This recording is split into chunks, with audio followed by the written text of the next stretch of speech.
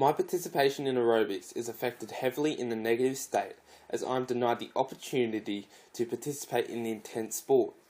In any given sport, the participation of the particular sport is what determines how successful that sport is when correlating to other Australian super sports, thus counteracting against a particular sport's growth through history. The cultural level must be broken down to help evaluate the sport of aerobics. The cultural level helps to determine the participation in the specific codes of sport. I am restricted by various sources and reasons to why I am unable to fair access and equity in the sport of aerobics, and these will reveal the invisible blanket covering the sport. When I think of social construction, what comes to mind is social constructionism and the construction of hegemonic masculinity. This carried through aerobics.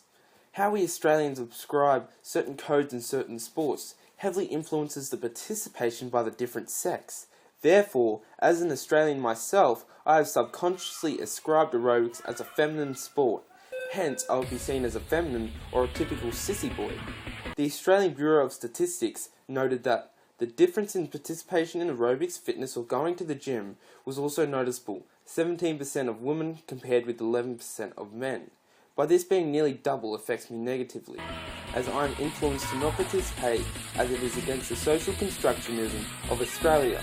Judith Butler, a philosopher with a PhD and a BA in Yale University, states that a social constructionist view of gender looks beyond categories and examines the intersections of multiple identities and the blurring of the boundaries between essentialist categories. This quote entails that the social constructionism of Australia has prevented me fair access in aerobics, as there is a boundary splitting the image of females and males in the sport of aerobics. The values in society and aerobics affects me overall in the negative state. Ausport.gov.au did a survey and the results showed that it had the highest participation rate of all sports at just over 600,000. Good? Not really. When reading through it showed that just over 81% of the participation was females. Comparing this to a more socially constructed sport such as rugby league, compared to the male participation rate of 1.7% for aerobics compared to rugby leagues which featured 11%. From these stats, it shows the value that we show aerobics compared to rugby league.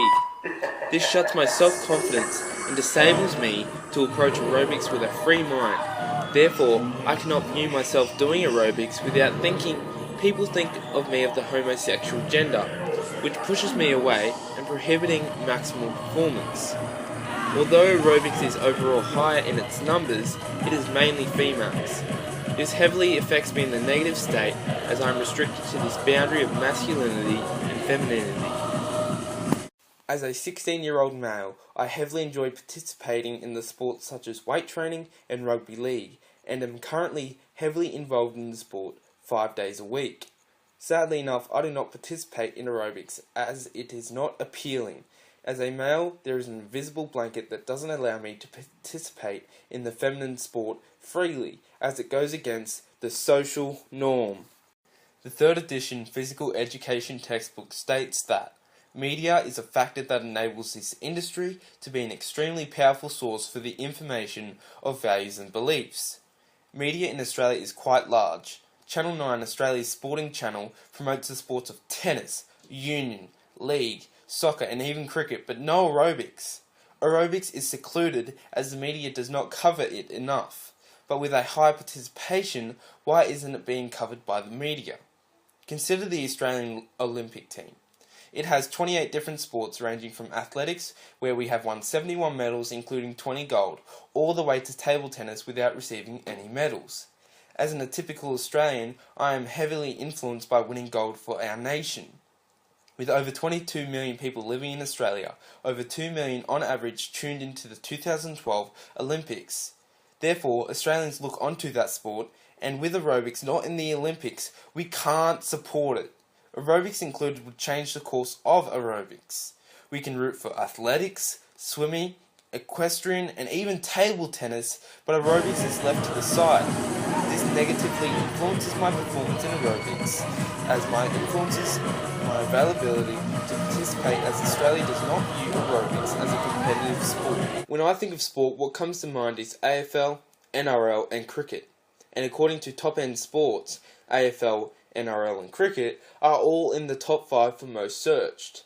That's because Australia's sporting history is strong in the categories. If you take another look, the top right of the table has the most participated, and that sport is aerobics. This affects me in the negative state because I am unable to relate to Australian history of sport when participating in aerobics. The 3rd edition textbook states, "In the gameship model of sport, all that really matters is winning." This quote means Australians have grunt towards winning. I am heavily affected negatively because when I view sports, I think heavy contact, fast pace, requiring super strength, super speed and super agility, which aerobics has been constructed the complete opposite, but I view aerobics like this, when in reality it requires nearly all of the above and is more enduring than the likes of the Olympic sports of table tennis, cricket, equestrian and badminton. Therefore, people would view me through the hegemonic masculinity. This negatively affects my ability to dress up in tights and perform very intense movements, as Australia views it against the norm. Men and women are very conscious about their body image as a result of the media constructing views on what is ideal. Men and women are generally portrayed in stereotypical ways that limit our perceptions on what is socially acceptable.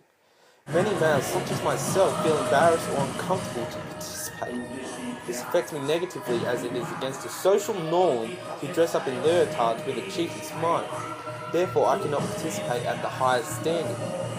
According to an honor student in psychology, a survey of 332 women, 80% were not happy with their body image, and this is through media, and 45% of males were dissatisfied with their physiques. This is where I am affected negatively.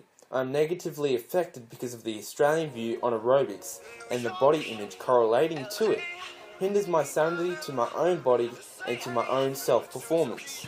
If aerobics were to be more socially accepted in Australia, the extent to be more successful in the category of aerobics would be to take away the invisible blanket over the masculine sports and the feminine sports by changing the state of mind of what is socially accepted and what is not.